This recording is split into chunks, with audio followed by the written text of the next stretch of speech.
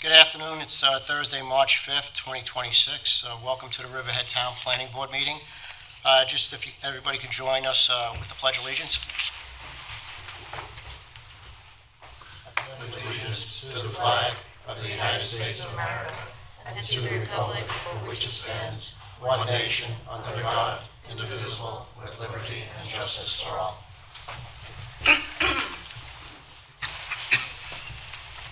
Okay. First thing we got to do here is we have Matt Charters. He's going to...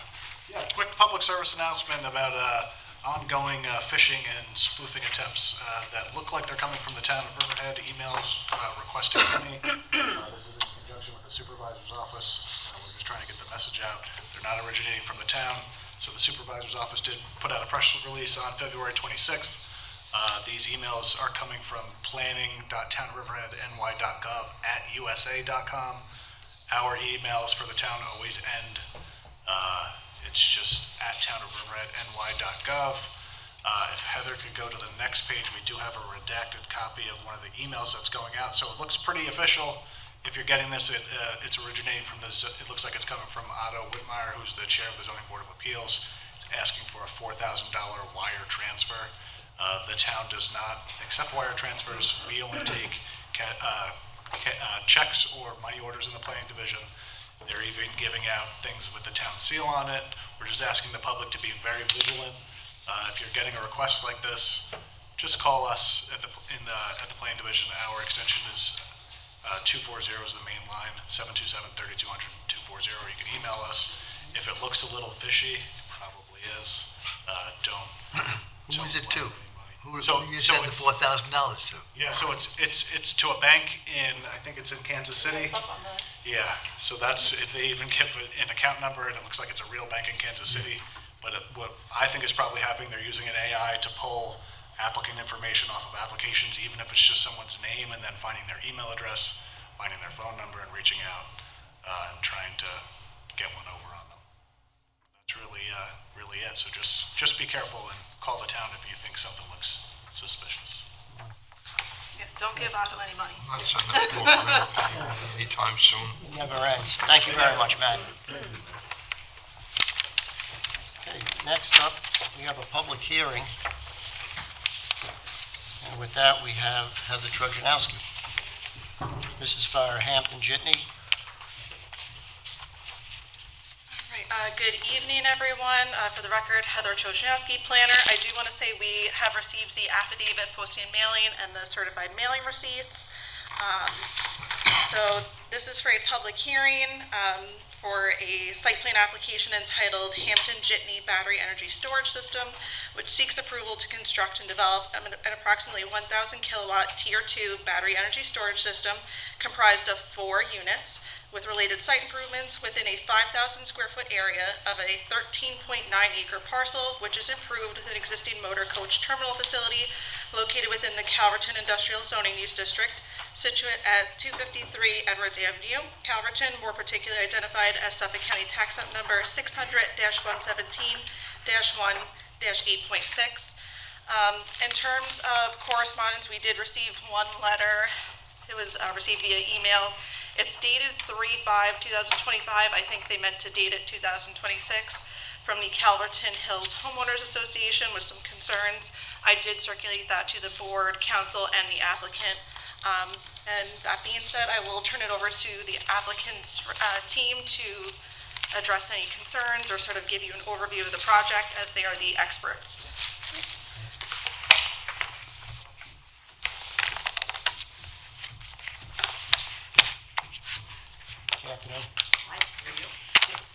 So I'm Maria Fields with Sprocket Power, and we're the developer of the project. I can give you, so I think Heather explained we're here for the site plan approval. And I can give you a little overview of the project and then answer any questions. So it's a 500 kilowatt, 1 megawatt hour battery, so it's a tier 2 battery. The purpose of the battery, and batteries go into 2 categories. Some are what's called grid scale or front of the meter. They go right into the electric grid.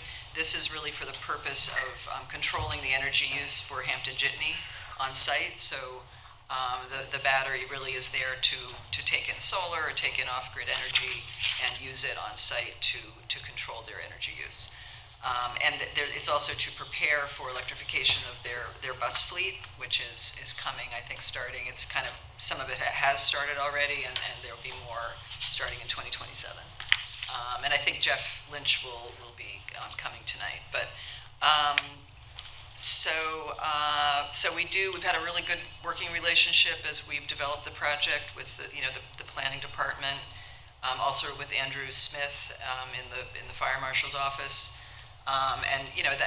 We really have worked at it really hand in hand with both of those groups. That we always find that the battery safety folks are the key people to have informed about all this. So there are a couple of safety aspects of the project, and we're working with the ESRG, and Paul Rogers is here to speak more directly. That's their expertise.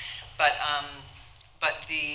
some of the aspects of the project that are important are certainly complies with all of the New York State battery safety requirements. We also have a system in the battery that ties to the fire alarm within the Hampton Jitney site. So anything that happens is picked up in real time, and that's got a central station monitoring and goes directly to the fire departments. If there's something in the building, it's already in place for that. So anything that happens with the battery would be going through that same system. Who's the fire department? Say that again? Which fire department? It's Riverhead, but I believe, Yes. and it's funny because Yep. yeah, and I know that the other thing that we've done is, as part of the requirements, there is a safety training, and we would invite that fire department who would actually respond to tour the site and look and kind of understand it, and just get oriented. And that would be something when the site is completed, but we have reached out proactively to just get them oriented now in case they have any questions right now. So I think that it complies with all the code requirements. I know we have in the site plan we will be moving a few parking spots in order to provide access to the battery if they're for fire crews if needed. And I think that's really all that's kind of left on this.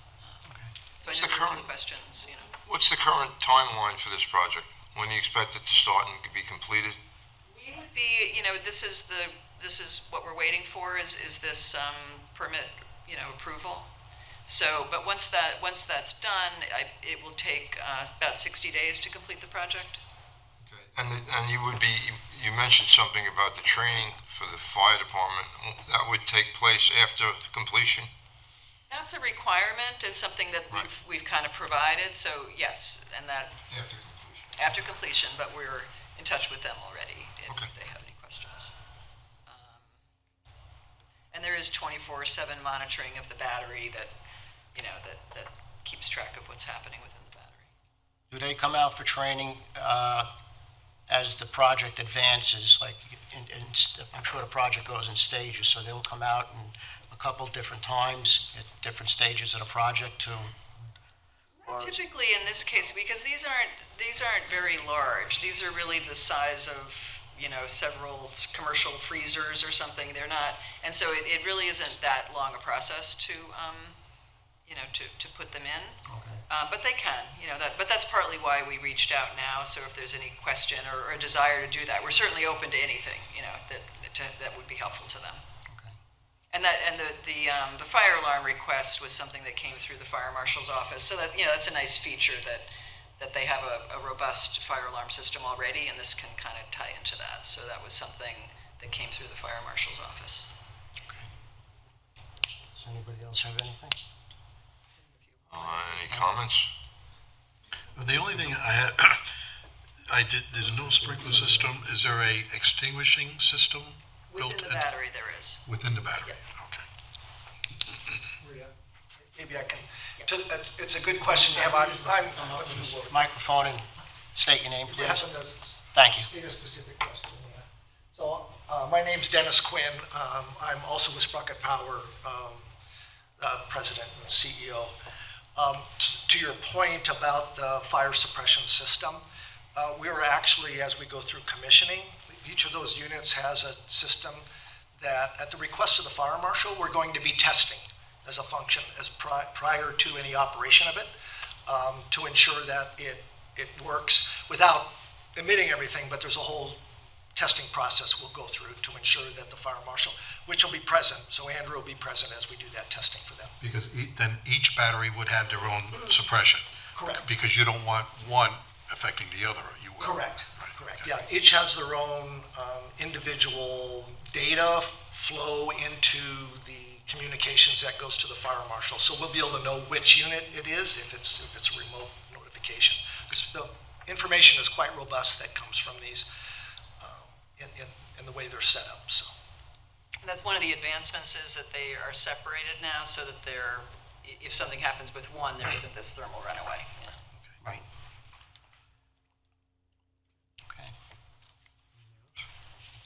Good, Carl. Okay. Everybody good? I'll move it. Anybody on Zoom? Is there anybody on Zoom? I got nobody on Zoom. I don't know if anybody else from the audience wanted to speak or not. Did ESRG want to come up and speak? Do you want to say anything, Paul?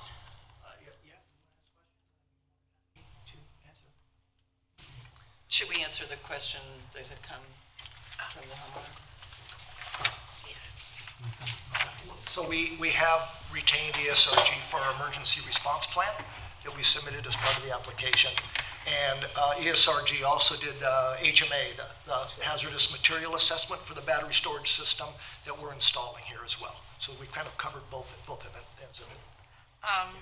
I know, member Nunaro, you had a question about a fire that occurred in a facility in California. I, relayed that to Maria and her team at Sprocket Power. I know that you said you were familiar with it, and it's sort of a different situation than what you guys are proposing at Hampton Jitney. Correct. Okay. You wanna- And this is, Paul knows a lot about that project. So. So this was, Could you just state your name, please, Paul? Yeah, Paul Rogers, ESRG, here on behalf of the applicant.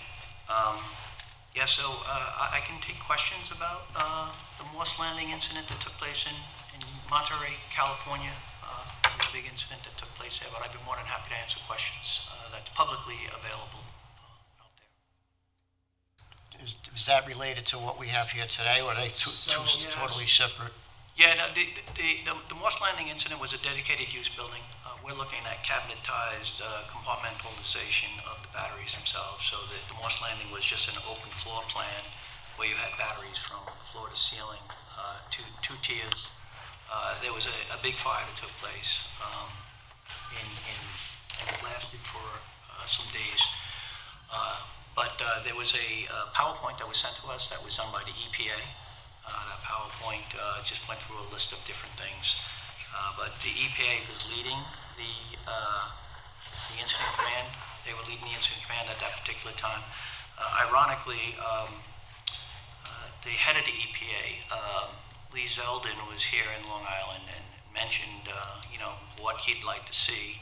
And everything that he mentioned, the state code had already covered as far as safety is concerned.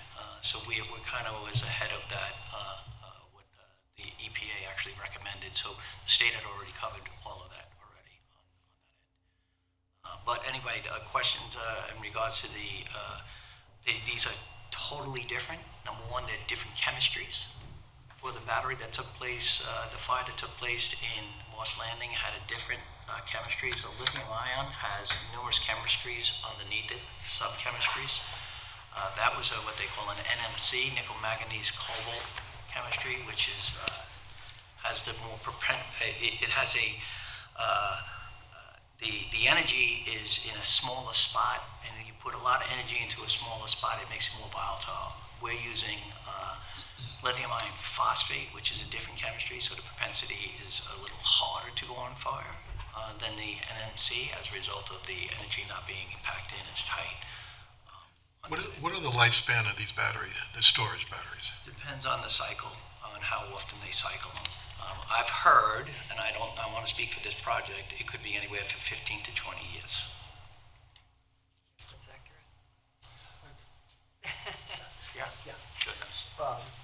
So with regard to the lifespan, the batteries have a warranted life of 10 years, and that is based upon the cycles. A cycle is a full charge and a full discharge. We've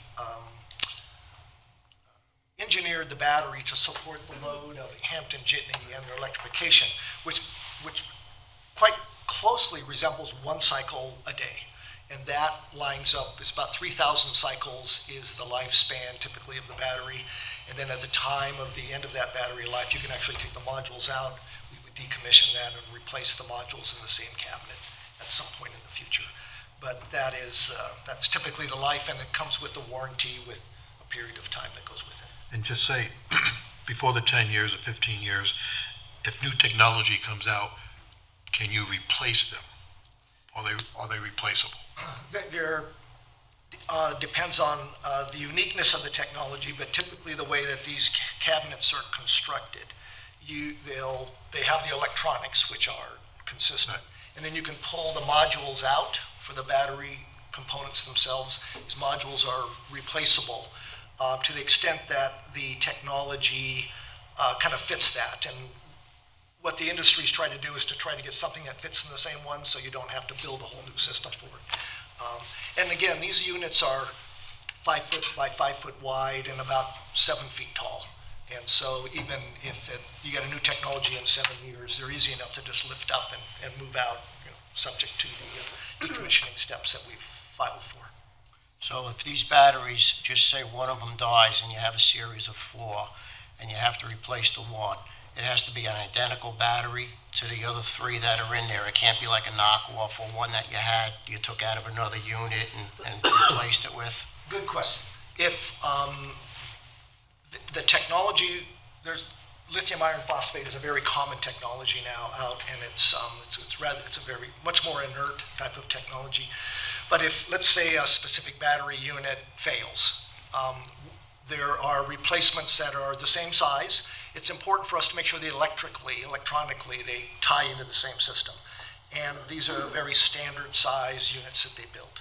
So if let's say, for instance, this manufacturer in 7 years was away, we could replace that with another one about the same size. As long as the electronics tie in together, then they'll function appropriately. And if your question is also, just could it be a cell that isn't compliant with all of these safety, that they are all UL approved, that's part of what we're required to do, is to choose among the registered and qualified, battery components. And the code actually allows a replacement, repairs and replacements, as long as it's what they call a like in kind. In other words, it's got to be similar to what you took out. If you don't have the exact same one over time, 10 years from now, maybe they won't have the exact same one, so they can do a like in kind. Well, these are going to have a very high cycle time because of the nature of what these are being used for. Because I understand that we're using this to charge our own batteries on the buses, so these are going to be used every day. It's not like normal battery storage terminals that need it when the demand is high. This is going to be a demand that they're self-fulfilling. So, and I think maybe that might be the question. So the cycle, you say, is about how many thousand? There's 3,000 cycles. 3,000, yeah. And that's a cycle a day. In other words, they'll be able to all discharge when the buses get charged up on that time period, and then they can. Well, in this size storage unit, how long does it take to? We don't know, but how long does it take to charge a bus? Is it an hour? Is it 3 hours? Is it 10 hours? Here, the owner of the facility is looking at the electrification of the buses, so it gives another source of. Please state your name, identify yourself. Jeff Lynch, president of Hampton Jitney. How are you? Sorry I'm late. Regarding the actual time, we don't have an EV coach in our fleet at the moment. We have one that we are converting from diesel to EV right now, which part of the infrastructure that we're putting in right now, and including this BESS project, requires a fast charger. It's a portable fast charger, and we have multiple locations where we can charge it around the facility. That type of charging would probably be from a very low battery to a full charge, and on almost an overnight process.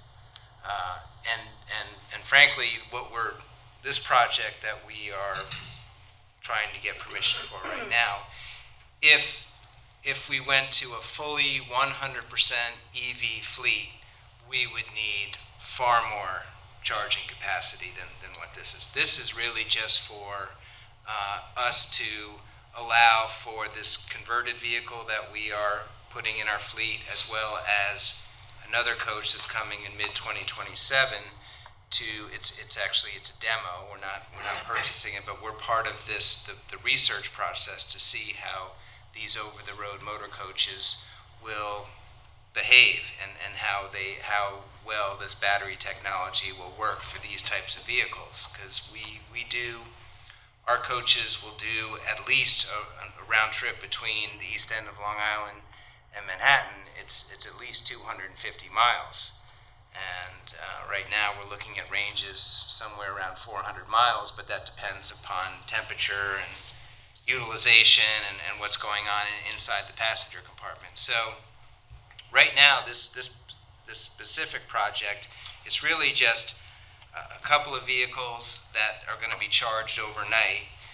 We're also part of, we did this solar roof on our facility, so we are looking to offset some of our own energy needs as well inside the building, just lights and general utilization. So it's our first step to be sustainable, to allow us to use electricity responsibly. So, because right now, like I said, if we wanted to do the whole fleet, the PSE&G would say, no, sorry, you can't do that.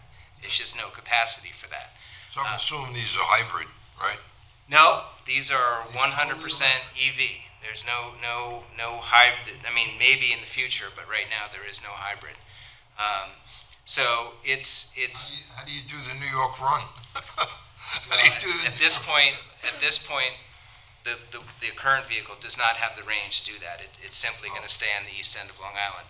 The one that we're getting in 2027, if that has the so-called 400-mile range, we could do a round trip with that. We'll see. This is all new to us. So we're just starting out here.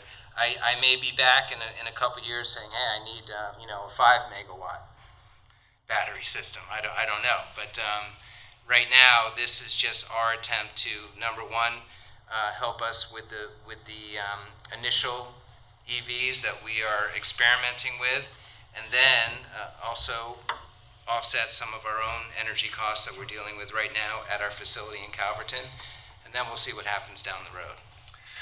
Might also just reinforce that this is still grid connected. So in other words, the battery has gone through its cycle. There's still PSEG can support that. This just takes that high cost period as much as it can, so it relieves the cost of having to operate with these high peaks. It just helps cushion the pull that normally PSEG would have. Buying the electricity when it's cheap. It's less expensive, exactly, and you're taking that big spike off, which is a demand charge, which these chargers typically will hit. Right, and it's capturing solar energy and using it on site. So we think of it as kind of an on-site energy system that has some ability to shield the customer from. A clean charge. Aside from this electrification that we're going through in our industry and the transportation industry in general, there is the idea that we are trying to save some money with solar energy as well, and an alternative energy in case of problems with the grid.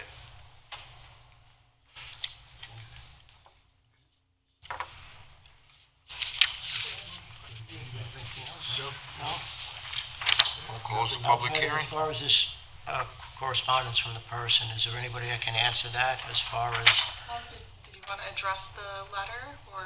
Sure, yeah. I don't know if the letter about the contamination of.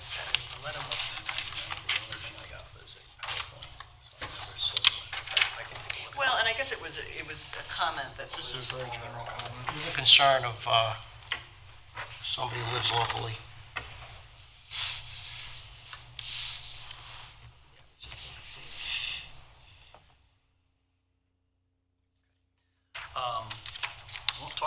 fun, but I can talk about other incidents that have taken place in New York State. It's all documented through NYSERDA. There was an incident in Chemont, there was an incident in East Hampton, and there was an incident in Warwick where they did samples. They did air, water, and soil samples for all three of those incidents. And there was no impact to the water. There was no impact to the soil, and the air had minimal impact outside the perimeter of the fence. That was done by the hazmat units that showed up to the incident while it was still burning.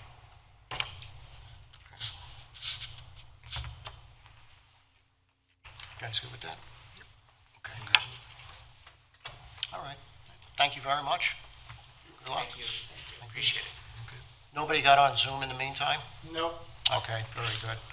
I move we close the public hearing for Hampton Jitney BESS site plan, so moved. Second. Moved and seconded.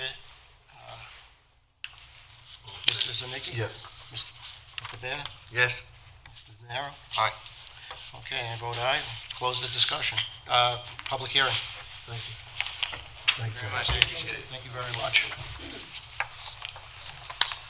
Okay, next up, no discussion items. Public comments on resolutions.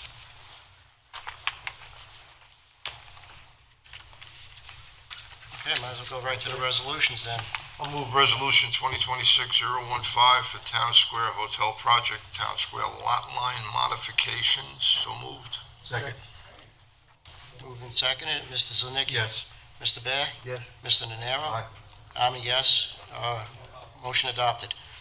Okay, I'll move resolution 2026, resolution 16, Susan McCarthy's minor subdivision granting extension of the minor subdivision approval. Second.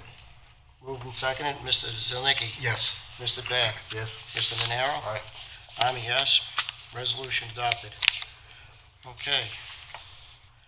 Public comments on all matters? The meeting minutes of the board from February 5th, 2026, so moved. Second. Moved and seconded. All those in favor? Aye. Secret actions? Any other correspondence? Okay, next meeting is Thursday, March 19th, 2026 at 3 p.m. Motion to close? Motion? Second. All those in favor? Aye. Aye.